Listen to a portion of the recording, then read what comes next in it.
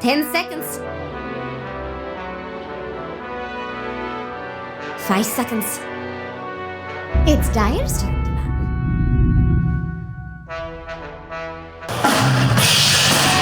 The defending major champions are with their backs against the ropes here in Leipzig, and we're going to find out if they can force out game number 3. We are ready for the draft between Liquid and TNC. And Liquid did make game number 1 look on the easy side for them. So we'll see if TNC will pose more of a challenge in game number 2. We got some bans going on already. And as said, Turia Protector not going to be an option for Taiga there. Yes. Good Adjustment. Yes. The draft's already a lot better. Just one ban in. Yes. That's it. And then they don't ban the Lone Druid, and then it's all out the door. We'll see. We will see. Well, as said, though, they do have first pick this time around, so they could have let Treant in to pick it themselves, but they still prefer to ban it. They do also ban out that Lone Druid, though. Gotta do it against Koikfa. I'm trying to think. What else? So who did they ban last time? They banned a Lesh?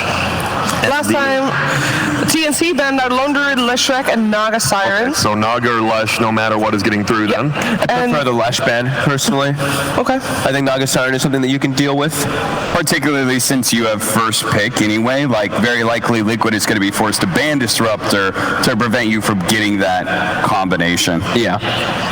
And for Liquid, by the way, they banned out the Enchantress and the Omni Knight and Io. So Enchantress still in the pool of those 3 as well. I think you get rid of it. March showed he can play very well. You also have to draft around.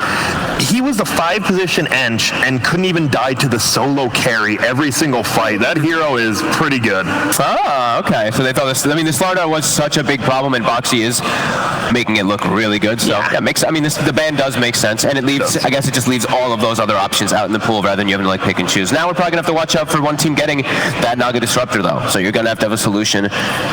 It also means Doom is made a lot stronger, so if Liquid do ban away the Disruptor, then TNC will feel a bit better about that pickup, because I think I'm trying to think of, out of all the offlaners, I think Slardar is the one who would go 1-to-1 against Doom the best. Yeah, I agree. I mean, Doom, he hates playing versus negative armor. That hero has like no armor. So I think that's something maybe people might have been sleeping on for a long time. I think this Slardar hero actually is something that maybe other teams are going to start looking at and valuing after we see these last few games. So they do take away the Enchantress per your suggestion, Grant, and that means Doom, Disruptor, and what are some of the other heroes? I mean, the thing is, like, you kind of want to take Disruptor, right? Because you don't want to get Naga Disrupted. I think you have some sort of answer to it, but it seems unlikely. Yeah. But you're also now giving up Lesh, too, if Liquid does want that one. So it's like... Yeah, so you don't actually feel that good about Disruptor into Naga Siren second pick because you're very likely playing into the Leshrac. Playing into the Lesh, yeah.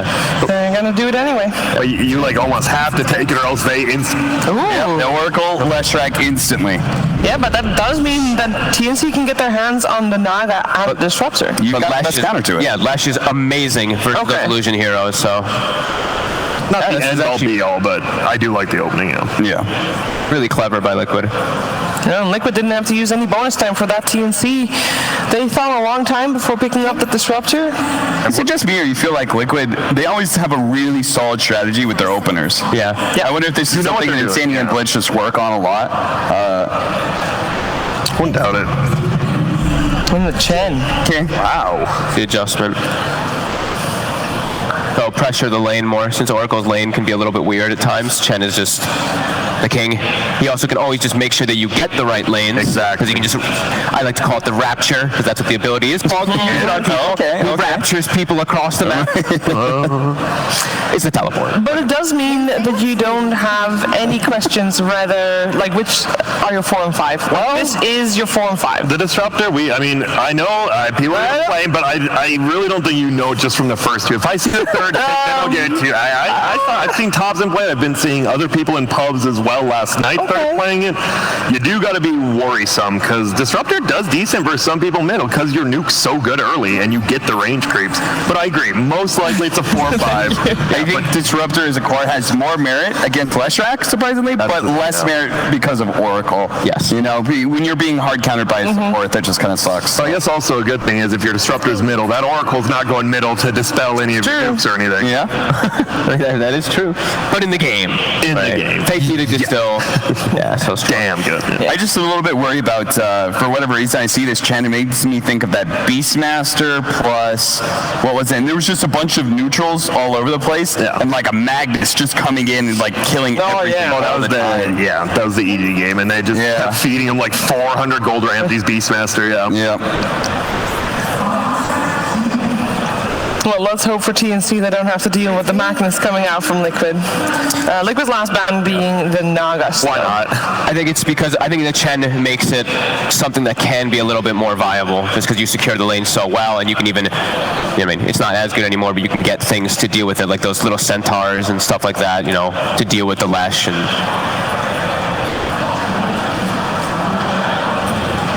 What are we thinking? Probably your 4 here on Liquid. Get a playmaker. Yeah, I think something doesn't reveal too much because right now you don't see any cores on TNC, so your core matchups. I mean, Doom's still in. Yes. But you still want to keep it a secret, like where Lesh is going to go, right? Because he's viable in so many different positions. On Liquid, they do play it on all 3. They actually play it mostly on Mickey, and then they played it on Boxy yesterday. Yep, and they played it on Koikfa the day before, so it's like, it's all over the place. They're taking a lot of time. This is always the longest pick. Per normal, though, you got the ban, you got the pick. This sets up for the rest of the draft. Yep. What could they be discussing right now? Which heroes are passing their comms? We got banned. Probably a Taiga hero, right? I would like it. At this point, you want to keep that Leshrac still a little bit open. Earth Shaker, nice team fighting hero. Oh, PL and Slug are not very good for the TNC. Yeah. Pretty tough to pick either one of those now versus this. So maybe I think the Lifestealer probably gets rated even higher now for TNC versus these 3. He's actually really good versus all 3. And we've seen Lifestealer is actually really good with Leshrac cores as well, so it's a possibility for both sides. Yeah, that's definitely true.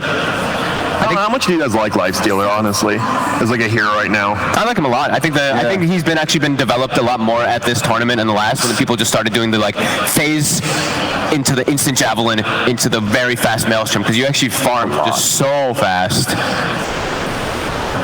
I do think it's definitely possible versus Lesh and Shaker.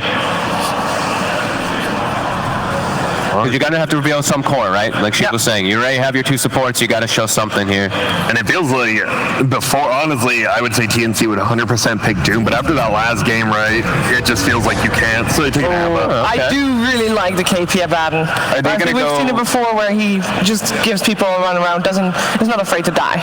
I think all their strategies are kind of counter except for the Juro Ranger. I think that's like the only carry that they run, because you don't want to run OD against Leshrac. You don't want to run the Slark Phantom Lancer that you talked about.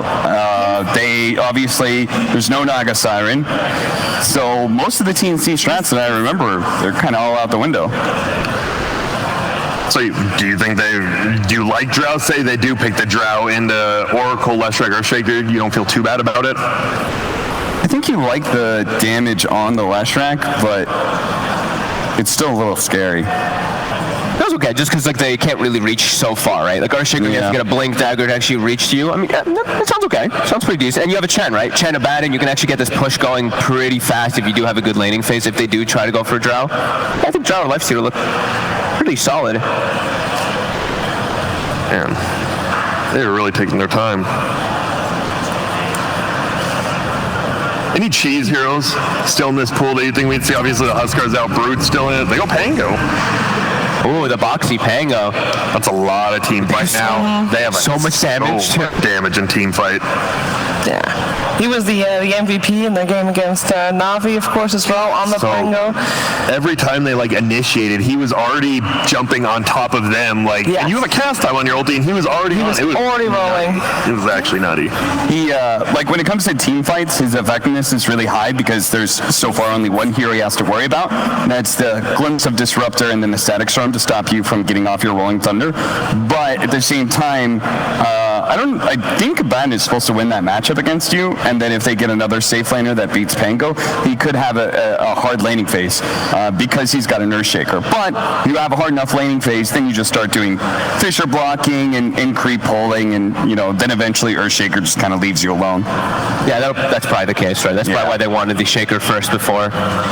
Pango's actually stabbing Shaker in the drafting screen.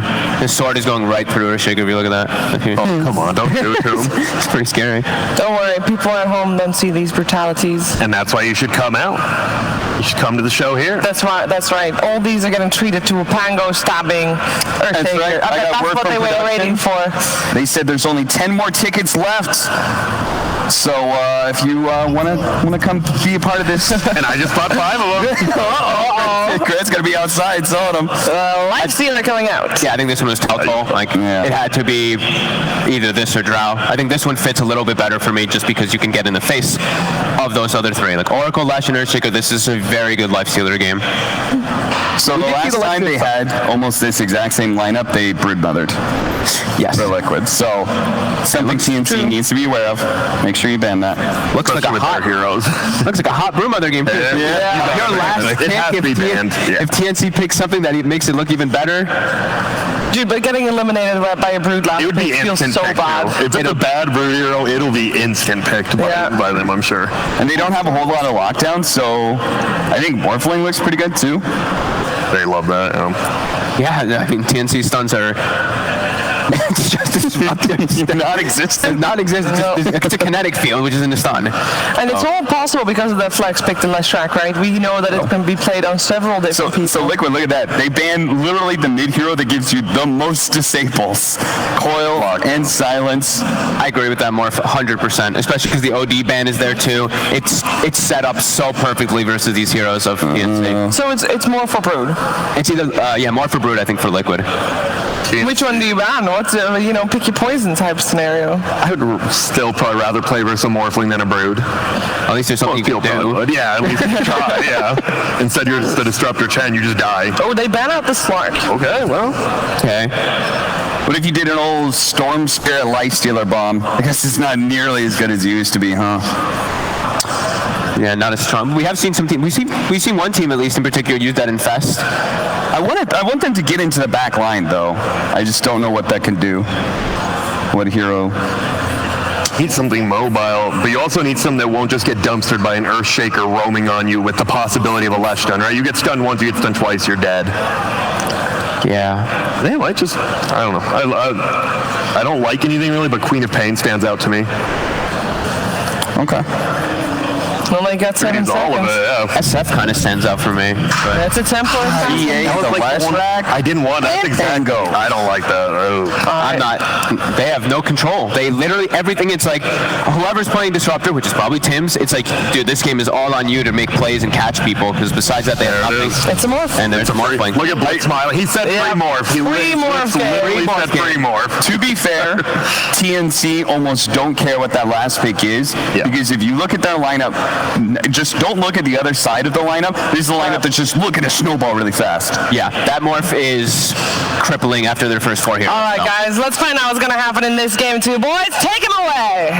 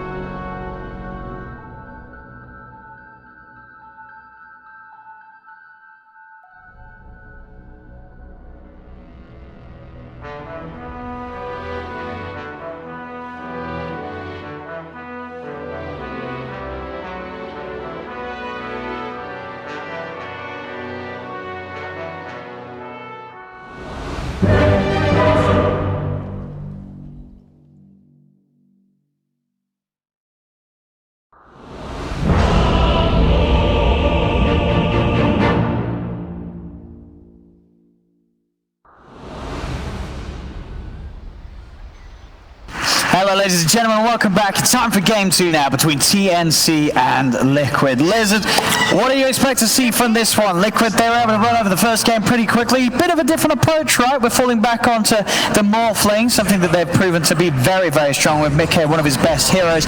And as the panel said, it looks like a pretty good Morph game. It looks like a comfort zone for both of these teams. Elimination, and you have Morphling on one side, you have Pango, Boxy. Boxy in that last series, man, he was on fire with his Pangolier. He was doing 3-man rolls every single time. He also found that clumsy net that allowed him to continuously stun targets. He was really good. I was thinking Morphling or Broodmother as the last pick for Liquid, and they go with the Morphling. I think that matchup suits them really well. You're playing versus an IX, why not? And for TNC, obviously, as talked about during the draft, they don't really have the best sort of lockdown and catch. It's all on the Disruptor. Why? For TNC, how are they going to make the action happen? How are they going to make plays with only Disruptor being the sole sort of lockdown? This is the thing. They have insane sustain on their side. There's the Abaddon and there's the Chen as well. Then you have TA and Nikes. These heroes have super early power spikes which they can use to push down and take down objectives. Then you don't need catch for that. As they're trying to defend, if Liquid tries to defend towers, you have that glimpse to catch them off guard, to bring them back to the tower, take them together with those objectives. I think the lineup sets a straight strategy for TNC which they have to follow. But if they stray a little bit, if Mickey finds a couple of extra kills and space to farm, he can just be a beast in this game. And in terms of the lanes at the start, is there a particular lane that you feel that TNC is going to have quite an edge in? I think the lanes are pretty solid for Liquid overall. You have Oracle once again on Insania. They really value this pick quite a lot, specifically versus the Disruptor, because you just purge his Thunderstrike and the hero isn't nearly as strong as he should be. So if you're TNC, probably you need to move that Disruptor away from the Oracle. But the lanes should be alright for them. No stomps. I don't see any stomps happening here in the laning stage. Yeah, I mean, because in the mid matchup, Koifa versus Armel, we saw Koifa in that last game have a bit of a slow start against Armel's Lina. This Lesh versus TA, is there a way that you see this one going? I think Koifa will be completely fine. TA, it's a normal TA matchup in which she gets a couple of items, go back into the jungle, gets that Desolator, just continues farming. I don't see him really being contested too much in the laning stage. Do you think it's going to be a problem for TNC that they do have, like, you know, with the Koifa's got to be careful, they're taking a few side blades, but having Armel, TA, and this Gabby lifesteal, I mentioned both of these heroes, there's going to be this early point of the game where they're both going to want to farm, right? They're not going to be that ready to fight that early on. They might. That can happen, definitely. It also depends on the lifestealer and the way he itemizes. We have seen a couple of straight Maelstroms, but he can also go phase boots Maelstrom. And with those two items, when you have support from Abaddon and all the Chen creeps, the Chen heal, you're already able to help out in the pushes. So I think they shouldn't be struggling way too hard when it comes to the power spikes and their timings. Yeah, okay. Well, we'll see how quickly Liquid are able to start bringing the fight to them, as obviously they themselves will want to be buying a lot of space and time for Mickey's Morph in the early half of this game. You can see the lane stage on the middle lane. Armel has a couple of extra denies, which is to be expected, and he is doing quite well versus Koifa, all on the back of those side blades, constantly connecting, but Armel is just super talented.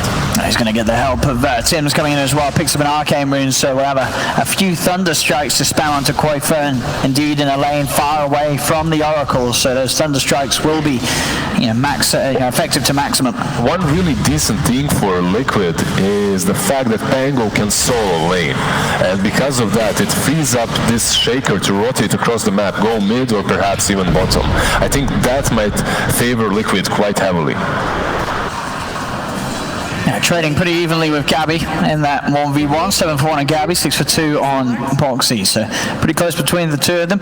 The regen does get sniped away. Tim's able to get in and stop that from getting out to Koifa in the middle lane, so we'll have to play very carefully. You can see Tim's is they're playing aggressive now. They know that Koifa hasn't got regen available. They're really focusing on Koifa a lot, and I like this. I like this from TNC. If they're to win this second game, they need to pressure Koifa quite a lot. And Boxy there nearly catching Gabby, but Gabby able to juke it out, heads out of the trees and doesn't clear the mid lane. Armel diving in. This is not the way. Far too aggressively. I mean, I'm sure Quakefoot didn't have regen. Armel wanted to punish it, but diving like that and giving up first blood, that was not the plan. But that's all about this Shaker. He's not on the top lane because he doesn't have to assist the Pango. It frees up the map for him to rotate, and he comes mid while the TA is diving, helps out Koikwa, and they get that first blood. It's so important for Koikwa to be that stable front-lining wall for the side of Liquid, because he will be the one creating space for Morphling comes mid-game. He needs to be the playmaker. He needs to be the one that pressures objectives, and he needs to be the one that the game is revolved around. Now Tim's just going to continue his wanders across the map. We'll now go back up top, help Gabby a little bit, who sure was farming safely, but at the same time wasn't able to really slow down what Boxy was getting out of the lane. This off-lane Pango having that solo lane and solo farm very easily. Things have changed when it comes to the offlane Pango since he has been added to the game. He had really low attack damage. He's been buffed a little bit, but most importantly, he has that swashbuckle to work with, as always. And if you try to commit a couple of heroes on that lane, he'll just creep skip, and it's just not good for you. Back in the mid lane, despite that early death, you see Armel CS continues to be very far ahead of that of Quakefoot. 24-12 against the 14-3. Armel, once again, he's when he gets to sort of this level 5 stage of the matchup, he just seems to come out on top pretty much in most of the situations against Quakefoot. I didn't expect him to completely dominate Koikwa the way he's managed to.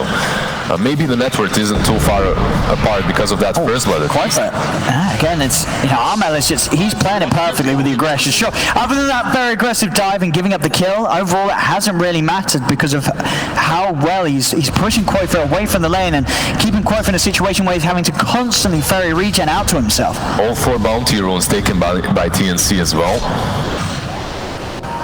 And you can see that already 5 minutes in. It's a 2k lead for TNC because of how well they're out farming Liquid in the lanes.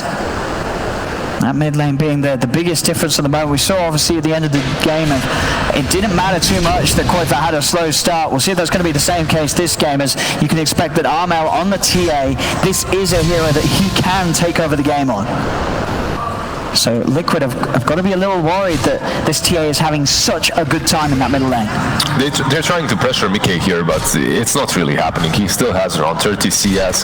He has 2 raid bands. I believe the third one might be flying over as well. And after that, he can even fight you off or kill you if you're Chen on Abaddon. They have to be careful from this moment onwards as he hits super, super hard. Not trying to get those tags, but he's just baiting, that's all. After he gets that next item, I believe he will try to move on to the aggressive even on this bottom lane. They can look for the play on mid, looking to try and catch Armel. They blocked him off with the Fisher. They head in with the stun. TPs will be coming in to try and save Armel. He's running away, and it looks like they don't have the damage to take him down. KP, he offers up a shield, and Armel will be fine. They did not have enough control and damage between the two of them on Liquid to get the kill done, and Armel would just continue to completely free farm and dominate this mid lane. 40 CS. That's just insane. He's doing super well. He's going to have that Desolator and Blink Dagger on time. And that's important for TNC, because you were wondering about their ability to reach those power spikes all the time. It's speeding up already for TNC. To have a 3k lead at 7 minutes, this sort of pressure, it's definitely going to be scary for this Morphling lineup. Mickey needs to be careful. This is one of the most annoying creeps to get as Chen. He has the Harpy, and with those nukes, even though they're not as strong as before, they can take down the Morphling if he's low on strength. And quite far in the jungle. I mean, Tims is going to find him. He tried to glimpse him away from the jelly. He's going to be able to mess with Koikwa a little bit. Koikwa is going to try and chase, as he knows that Tims alone cannot quite kill him off, but still Tims being a bit of a nuisance for Koikwa, as Koikwa tried to get some peace and quiet in the jungle. Just check the network. 3 cores of TNC, 1k ahead of their respective opponent heroes. Yeah. It couldn't have gone any better, really, these lanes. TNC, after such a great start, every single lane allowing their cores to benefit massively. And that is the scare, that's the power of TNC's lineup. As you say, sure, they don't have a lot of catch, but when it comes to just grouping up and pushing, That's the thing. It could be hard for Liquid's heroes to deal with that. That's the thing as well. You see this trend, he's 2k net worth, he's rushing that mech. You're going to have Mech Chen, his ulti, you're going to have Abaddon. They will just become a snowball machine very, very soon if Liquid doesn't make some moves and change the state of the game. And mid lane, Liquid, they're going to try and make a play again. They're going for the lead in. They can't quite get in under the tower. Tiger throws out the Fissure, but they can't get on top of Tims. Tims staying right by the tier 1. He'll head over, find out about, but now he's just going to turn onto Tiger. Tims will have the damage and control as Tiger, he's going to fall. Armel able to get the last touch, so more gold to propel him towards what's going to be an incredibly fast Deso timing this game. And top lane, Gabby, he's just diving in onto Boxy, past the tower. Boxy's trying for the juke, he's got Swashbuckle back up, so we'll be fine.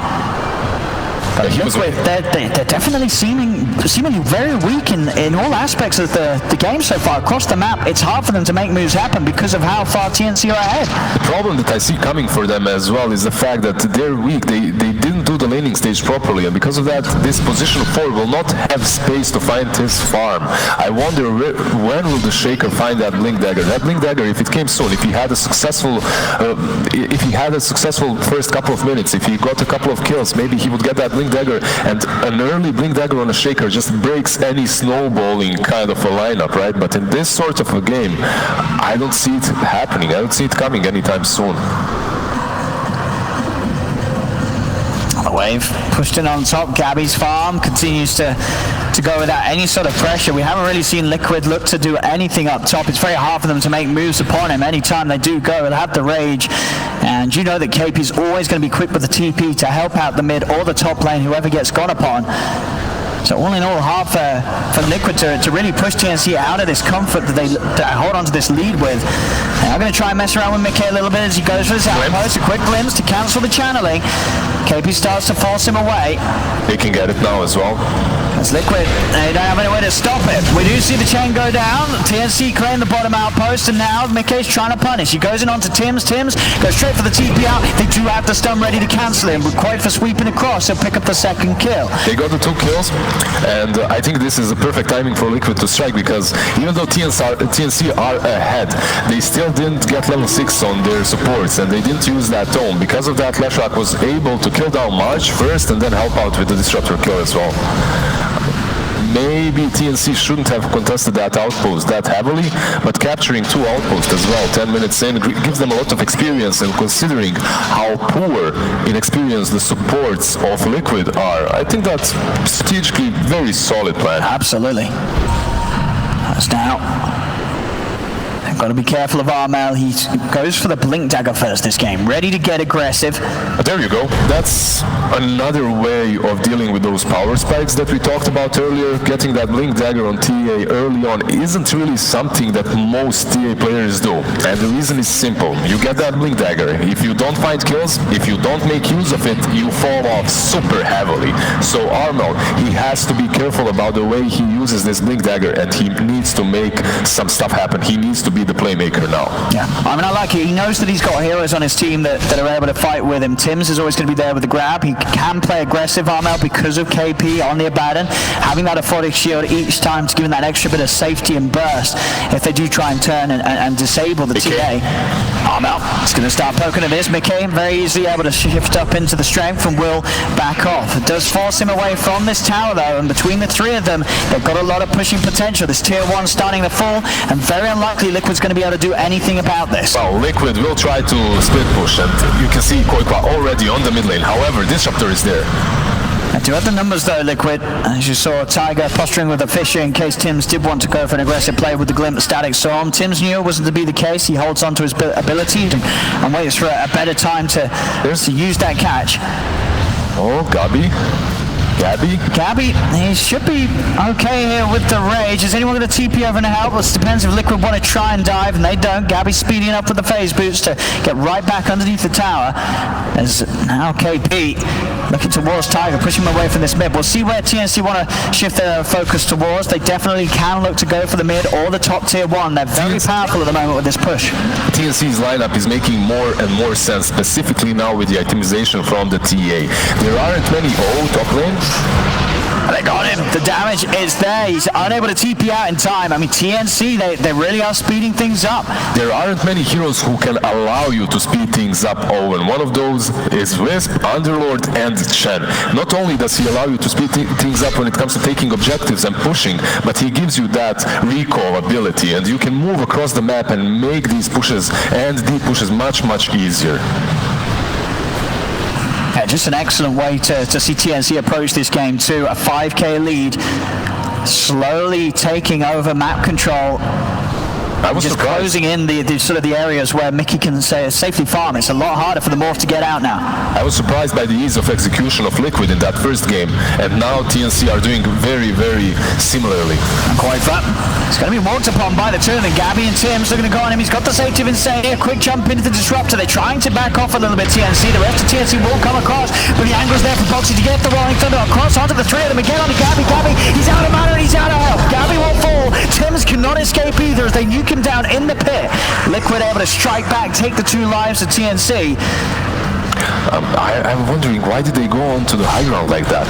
They moved onto the shrine, onto the high ground without any vision and instantly got punished. They tried to go for the Lash, but when you see Insania backing him up, you can't kill Koikva. There's no way. They had similar problems in that first match too. Doom was constantly dooming the Drow Ranger instead of somehow getting on top of that Oracle and eliminating him and his defensive threat first. It's very, very hard for TNC to move aggressively onto high ground situations if they don't have vision of the Oracle, right? They have to make sure they know exactly where Insania is. Yep. Otherwise, he's going to be there with the saves every time. We saw him do it in game 1, and that's the reason why Liquid are very happy to pick it up as that first pick here in game 2. Top lane Gabby does manage to get in time, knocks a bit of money away from Liquid, getting the deny on the tower. One of the bad things when you're playing a snowball type of a lineup is if you make a couple of mistakes, it's just all falls apart. And when you're playing versus someone like Mickey's Morphling, you have to be careful to minimize your mistakes because he will just take any advantage and use it incredibly well. I mean, if TNC slow down like sort of any little bit, this game is going to start to evolve into that territory that the panel talks about of it being a very, very good Morphling game. TNC, they've got to keep this pace up, and they certainly will be able to do so with Armel continue to get such good timings on his items. He's pretty much got the money for the full Deso on top of the Blink. So this 15-minute Blink Desolator TA he's very, very ready to go. TNC have just got to start to gear up and get in position to go on the aggressive and be ready to use Armel's power to its full potential. I love the stone as well, the Philosopher's Stone. Even though he will not use it, most likely it will be given to Disruptor or Chen. It is only 60 GPM, but when you have heroes such as Chen and Disruptor that can get super important items for your team, that's a really solid tier 2 item. We'll see where Armel heads with this. As I say, he's definitely going to want to try and hit Liquid hard with this brilliant timing. At the same time, though, Tiger, Blink Dagger is done. So Tiger will be on the lookout for the counter plays. Obviously, with that Blink and Deso, the TA can hurt. But if Tiger's able to get on top of her, just lock her down with the full combo of the Shaker, there will be that opportunity to bring her down. Because they do have a lot of chain stun between Tiger, Quaker, and Boxy. They can lock down that TA for a good amount of duration, easily break for the refraction if KP's not around with the Aphotic Shield set. Especially good versus Chen on all of his creeps too, and just when you need to defend your towers is one of the best items to get on this specific hero. I really like the way Morphling is itemizing too. He went for that Ghost first, instantly into the E-Blade. I think that E-Blade versus TA and Nyx is obviously really good, not only as an offensive item, but as an item that can save one of your allies. Together with that Oracle, they should have enough defensive power to sustain themselves throughout. Tiger, no messing around, jumps in, finds the Chen and his army, and March, they pop the mech. It's taking a little bit of time to take down, but they will get him. Jump in with the swashbuckle, but Boxy is trapped in the static storm, and already Armel. He got a set on the back lines, and now they're going to go to work on the Boxy being chased, another swashbuckle, gets him a little further away, but they'll chase this. The Thunder strikes upon him. Boxy, can he run? He's going to have swashbuckle again in a second, but Armel gets him across the trees. A double kill for Armel as TNC turn up full force, and that power of this early Blink Deso TA is certainly felt by Liquid, and back to mid. They may even get a further glimpse. Is still on cooldown for 5 seconds. It's a lot of damage from the Thunderstrike, but not enough. Quake for will live. Bottom lane, they're trying to set up immediately onto Armel, but Armel instantly blinks seconds away from Tiger, as Tiger tried to go in with that enchant code initiation rather than the Fissure. Now he'll go for the Fissure, but Armel is too far away, so TA is able to escape safely. Maybe that wasn't the best play from Armel to go back in because he was being called from Chen. Maybe they had an opportunity there to go for this Roshan. They still will do it though. They still go into the pit immediately. They know there's no echo. Boxy is still dead. They've got the E-Blade. Mickey is going to get aggressive, tries to nuke down Tims, but the heal is enough. The Hand of God saves Tims. Look at that, Rosh is already gone. They're moving across this map so easily because of March and his Chen. They're playing the timings perfectly with how good of a start that Armel's had. They're doing everything they need to objectively. Halberd's done for Gabby. They've got a lot of means to go. Mickey is still, as you mentioned, it's a great E-Blade timing, but is it going to be enough to help them slow down the plays? We'd already saw him try and throw his combo down onto Tims, but on the easiest target. But with the Chen, the heals, it's just not enough burst. TNC have the means to stop Mickey from starting the fight off with a quick kill. It's just not going to happen. Again, it's all about Boxy, I think. He is so important in these next couple of fights. Taiga, yeah, he's a one-trick pony. He's that link into Echo, into Fissure. But Boxy, he's the one that needs to continue just keeping KP checked. He needs to continue disabling him, moving him away from this fight so that they can take down literally anybody. We'll see where Liquid's going to look to go. They're still just in the mode of trying to slow this game down. Allow Mickey to get his second item online, but it's going to be so hard. Armel takes the top tier 2 tower. They continue to lose further map control, Liquid. 20 seconds for the outposts, and because of that we do see Lash on the bottom lane, but top tier 3 is being attacked. Armel will back out, and it looks like outposts. They're going to go for this Tiger. Jumps in, there's the combo, it's enough. They blow up Gabby. That's really good. No hesitation for Tiger to make the moves. Maybe even on the top lane, Liquid can find another. They'll throw KP up in the air for the duration of his borrowed time. The controls there from Insania. Phonic Shield will move it. He's backing away. March heals him up with the mech. KP will live. They don't have enough to kill off the Abaddon. And meanwhile, over in the jungle, Mickey is able to nuke down a second. Tims is found. I'm surprised by TNC. I'm surprised by Gabby and the fact that he didn't expect that gank to happen, because we did see Koikwa taking that outpost on the bottom lane. He's not going to try to do that on his own, right? And because of that, he could have expected that there is a Shaker, at least a Shaker nearby. Maybe he thought that they don't have enough nuke damage, but they most certainly do. With the Echo, with the E-Blade, they take him down easily. And Liquid, even though they're in a bad spot, they're finding small openings to make plays. Yeah, they've got to be prepared for those plays and at least have, KP sitting behind or even March with the mech Hand of God, that bit of heal to offset the high amount of damage that comes out between the ES and the Maul. But now Mickey, he's going in aggressively, turns into Lifestealer, is able to use the rage, jump forward, they'll stun down Gabby, but Gabby gets the rage off in time, goes to Titan Armel with his BKB, he's hit it through the Maul, he's doing a hell of a lot of damage, they've got to get away from this TA, he'll try and track down another Melon, quite for the top of Insania, he's in with a save, the false promise keeps quite for alive, Insania will lose his life for it though, and Liquid, they're still losing numbers. Armel stays on top of Insania. It's a triple kill for Armel. And TNC, they're not done yet. They'll look over towards Mickey. He hasn't got the waveform up for 5 seconds. The E-Blade buys him a bit of time. He turns with the Emperor runes, trying to slow down Gabby. He's shifting into strength. He goes for the TP, and he'll get away. They don't have the vision or the TP cancel. Mickey will live, but TNC still finding 3 kills. Maybe more as Boxy. He was playing around the mid. He's got another swashbuckle. They don't have glimpse. He's fine. He gets out. Boxy and Mickey survive, but that fight didn't look too great for them, considering that it was the Morphling that initiated, and they fought on their own shrine. So they had help from that healing. They also had vision advantage, but still, they just couldn't fight off this huge power spike from Abaddon, from Aegis TA and the Knights. I mean, it's just so hard to deal with Armel. This Blink Deso BKB timing, it's been ridiculous. He's from sort of just mastering that mid lane to taking control of the entire match. They need more. So hard to deal with the TA. They've got to throw everything on her, but it's the way that Armel's been playing these fights. He's been so careful about how he commits. He always waits for sort of the slam combo to be thrown down on someone else, and then he's in with the counterplay. Jumps in with the BKB, and Liquid have nothing other than a false promise to try and save someone. But we saw in that fight, because of how strong Armel is, he's just going to kill you through the false promise, hook up at the end of it, and then he'll kill the Oracle as well. They need more. They need at least that butterfly completed on the Morphling, and after that they also need maybe a Shivas on Leshrac, maybe something that's going to allow him to survive these fights, because as you just noticed, False Promise, even through that, they just collapsed on this Leshrac. It wasn't only the TA, but she dealt a significant amount of damage to take him down in the end. That's another tier 2 tower. TNC's funds just continue to rise. Gabby back to just focusing on finishing up his next few items, getting that Mjolnir and the Basher done. The Basher into Abyssal is so good this game too. It gives him a little bit of reach, so he isn't kited around all the time, but it looks like we'll see a smoke from TNC in a really awkward spot. Usually that's warded by the Radiant, but they understand that they have complete control of the map.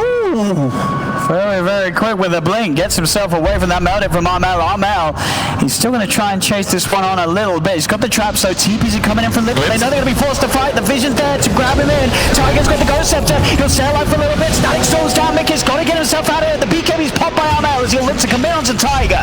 Tiger will fall. Can they go for more? Another trap slow onto Mickey. Boxy's going to look to revel the Rolling Thunder. They're looking for Armel. Armel blinks away. They'll turn for the easier targets. March is in trouble. The shield is upon it. Can they keep the chin alive? They cannot. Liquid get the March kill. TNC, they still want to fight this though. Another glimpse.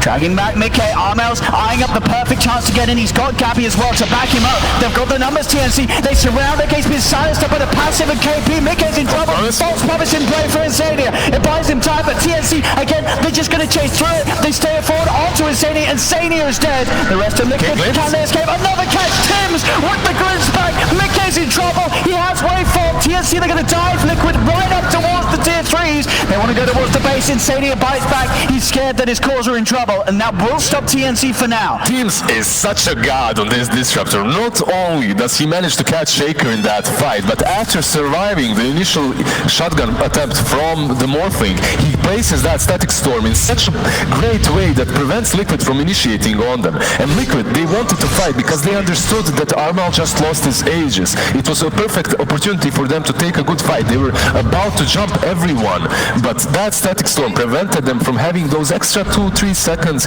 in which Boxy could have stunned someone after the Leshrac duels.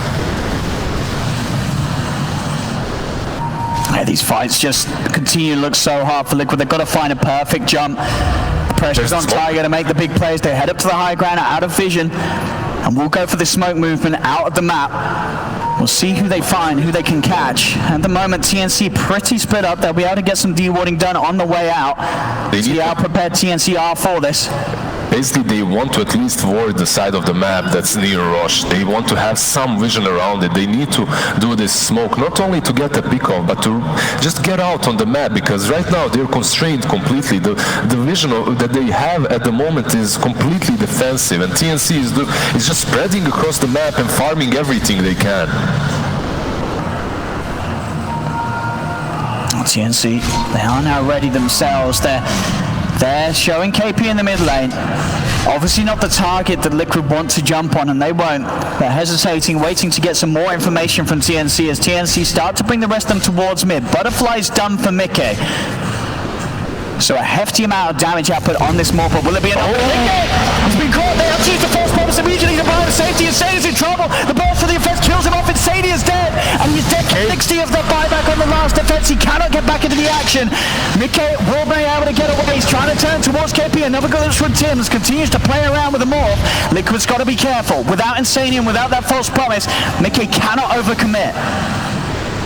TNC's heroes, it looked like Mickey's E-Blade is going to be very important for him, or at least very impactful in the mid game, but so far every single target he goes on with that E-Blade shotgun combo, it just doesn't work. There's Abaddon to save them, there's Chen as well with the heals, with the mech, with the ulti.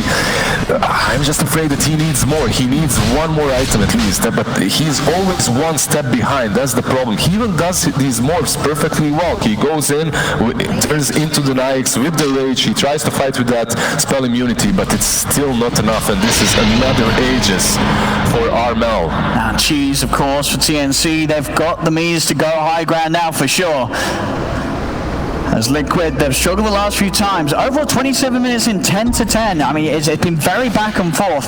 Not an incredibly bloodthirsty game, but just consistently TNC have been the ones to just maintain this lead and continue to make the game very hard for Mickey to truly get into. His farm's still good on the Morphling.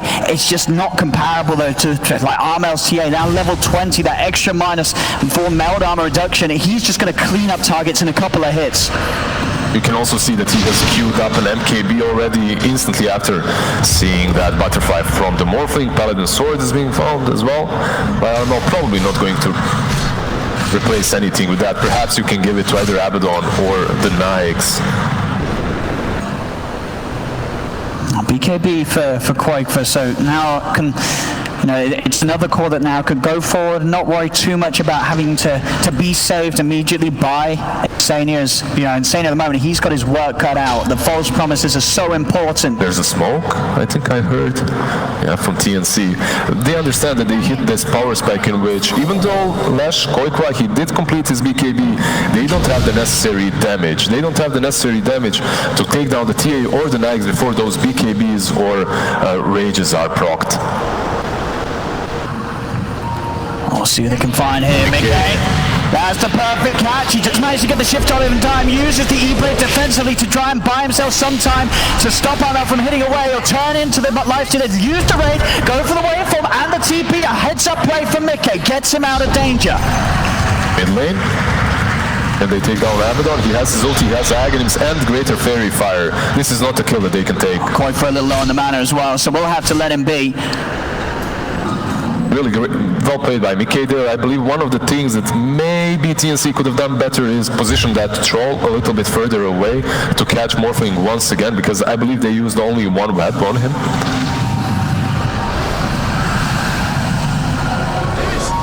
Coming out here, Liquid. Again, they've got to be fully aware where the entirety of TNC is before they do look to try and get aggressive themselves. TNC just continue to own the map and get stronger and stronger. Abyssal Ballet going to be the next stream for Gabby. You can see that the net worth is still only 8k ahead for TNC. It's not really a huge difference, but there you go, 9k now. They're just utilizing the map a little bit better, getting all the bounty runes now as well. 13 minutes in, constricting them inside of their base. And these items that Liquid has just purchased, like a BKB on Koikwa, you want to be fighting with them. You want to be getting some pickoffs, but you can't. Tim's being nuked down a little bit. Mickey's thinking about going in. He's going to turn into the Disrupt to use the Thunder Strike. Now turns towards Armel. The Fisher not there in time. Armel's able to blink away the stolen glimpse used by Mickey to trap Tim's in. He'll drop the stun stop himself, but already they've killed off the Disruptor. Boxy's going to roll forward for more. Armel tried to go forward, but a quick disarm from Insania stops him from being able to have a go onto the Shaker. That's a really good play there by Mickey. He turned into the Disruptor, he held that Thunder Strike on him for vision, then used the Glimpse to kill him off, also dodged the Static Storm with the waveform. Really quick thinking, and overall they can't really get any better picks than that Disruptor. If he's out of position, caught warding or trying to catch someone, perhaps you can kill him. The rest of them, they're too big. Still yet to break towards the high ground though, TNC. Liquid able to maintain this sort of control that's buying them more and more time. The pressure is always going to be there for Mickey to try and carry this one through as the Morph. It's a solid Morph game, but it's not easy at all when he's playing from behind as he is. He continues to get in the big items. He's 3,200 in towards having that Satanic. Yeah, Titan Sliver as well, Satanic plus Titan Sliver, that's going to help him quite a lot when it comes to that status resistance. The problem is TNC, they're slowly moving towards that Aghanims on Disruptor, and he doesn't care about the status resistance. That Static Storm is still going to have that full duration and full damage on him.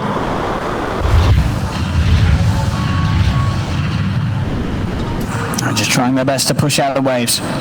Make sure that they're not stuck in a situation where TNC have all three going in towards the high ground. they're doing a really decent job. You can see also Taiga always following Koikpa. In case that someone initiates on top of him, they can follow up with the Shaker and perhaps even get a counter kill. These two are a tandem that works really well together when it comes to out-pushing these lanes and creating some space for Mickey so that he can get towards that Satanic, because as you mentioned before, Morphling counters Nyx later on in the game, definitely, but he needs to be ahead, and he's 3k behind at the moment. And there's going to be a lot of scary catch from TNC. You can see Gabby, Abyssal Blade's done. Armel was queuing up the Hex. He had a lot of money into it. So that Hex is almost certainly going to be done for the TA by the next time the full fight kicks off. And as if TNC don't look for one a little sooner, actually, as TNC got nearly 4 of them here. Heading towards the outpost. Gabby leading the way at the back of the smoke. The smoke will dispel. He knows that they're in there. He's going to pop the rage. Quickly, Mickey responds. Turns into the Lifestealer, takes the rage himself, and Liquid will get out of there. They do not want to mess with TNC outside of their base. They were hoping maybe one hero moves in, and that's not a hero that's not an Nyx, and then perhaps they can pounce on him. But when you see an Nyx coming out of smoke the way he did, instantly turning on rage, they understand there's more heroes and they bail. Back to the high ground for now for Mickey. Boxy. He's so afraid. You can see even if he gets right outside of his doorsteps, right, he needs to pop that rage. He's just afraid of the Disruptor. He's afraid of this catch, and partly because he has no BKB, he has no Lincolns, and now there's a Hex that you just mentioned as well on Gabby. If either Gabby or Armel gets that catch, it's all going to be on Insania's positioning to make sure that that kill is not an easy one for TNC at the moment. Insania just standing inside the base, being there to back up Mickey if Mickey gets dove upon, but TNC, they're out on the map. They're hunting for targets around. Koikfa, BKB and a TP out will save him. There's nothing to go through it as of yet. The Abyssal Blade has done it, but Gabby couldn't quite get in range.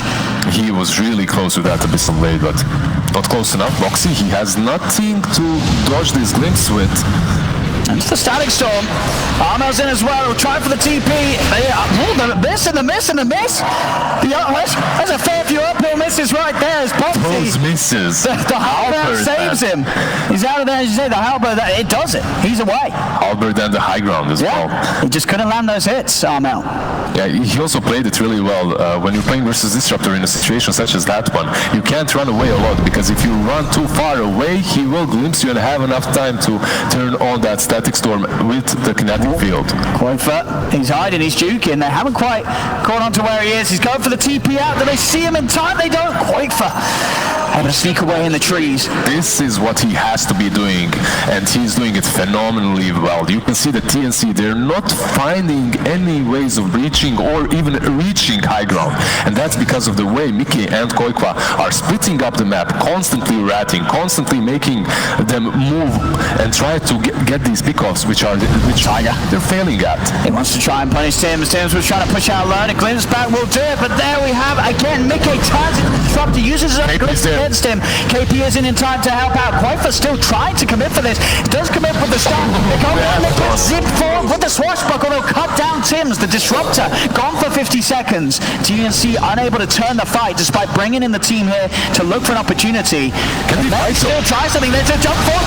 The Abyssal, they're in onto Insania. The focus priority is perfect. As the Oracle is taken away, there's no safety now for the rest of the team. Mickey, he's got to be very careful. He's trying to go towards March, but March, he's pretty tanky. Too tanky for Mickey to kill immediately. Buyback, Tiger, in with a two-man slam. I think on the follow-up, the Fisher is in and out. No Gabby and Armel are still alive. Armel's fully low. The top is out, taking him down. He stands up again. The enchant to Tiger, offering a lot of control, but Armel's backing away.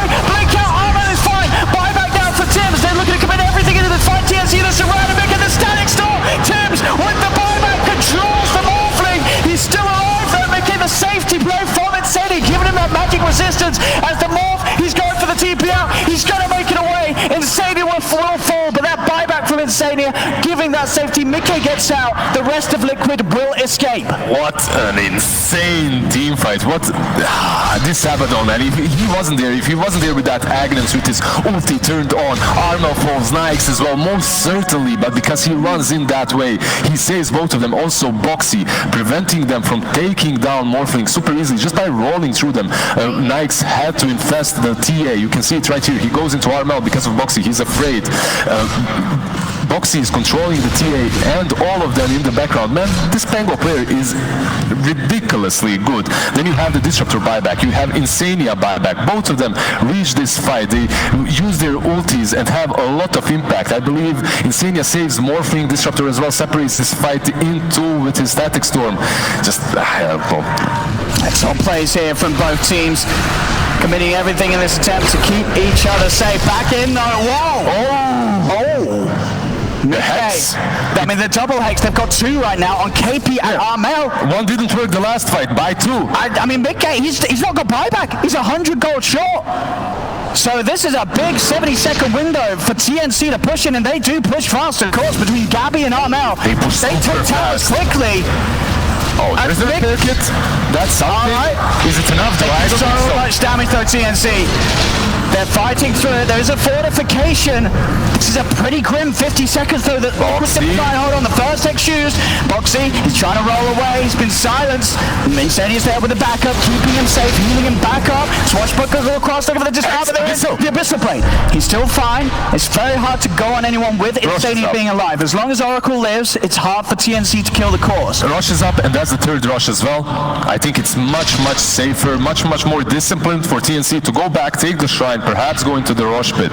But they will fight them. They have a really good team fight around that Roshan.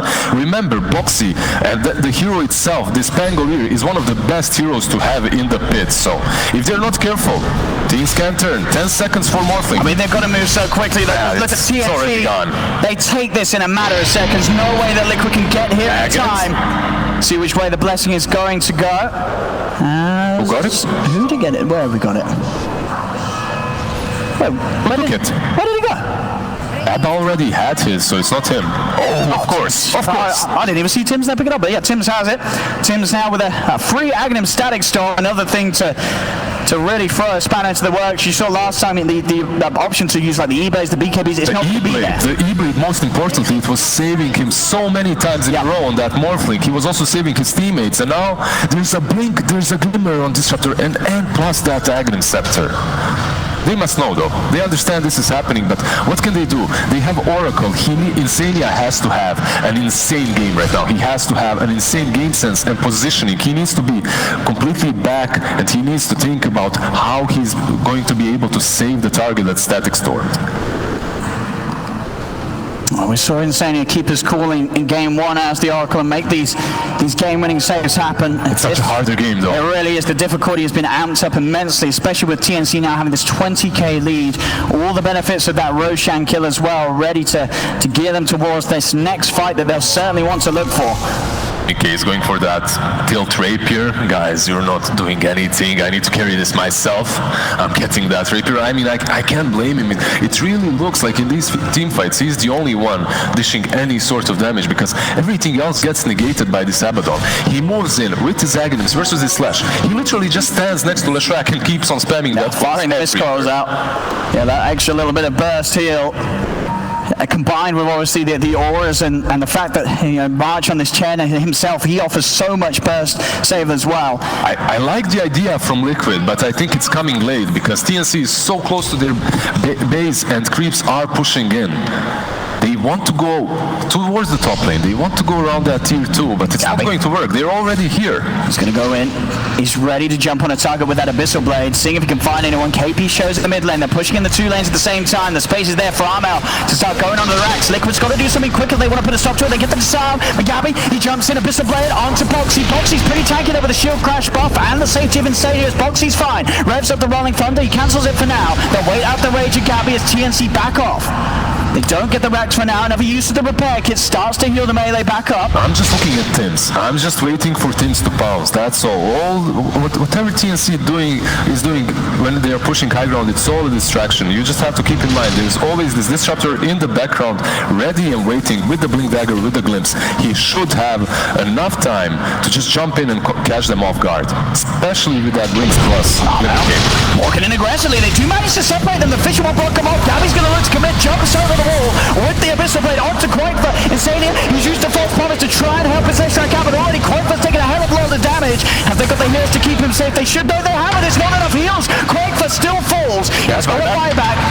See if he wants to use it. Boxy hitting them all with the thunder, trying to slow them down. Another Fissure from Tiger. It makes it a little harder for TNC to reach the melee racks. They'll turn their attention towards Mickey, turning into the Lifestealer, utilize the wounds and the rage to punch back, but they cannot force them back off. These racks will fall. TNC, they claim one full set. They're ready to move on to the other. Quaifa, he's going to have to buy back by the looks of it. Is that Boxy? Tense, he's limbered. He's looking for that jump. He's looking for that setting. So there it is. He's in. He catches the Morphling. Morphling being set though. Insane with the magic resistance helping him out. And sent back into the Hex. Can they save the Morphling? Cannot. Mickey will go down as well. Of course dead. They've got buybacks available. Liquid. They're trying to rely. This is their last repair kit charge. There's the buyback from Quaifa. Boxy continues to try and play around with the whole lineup of TNCs, trying to protect Mickey's buyback.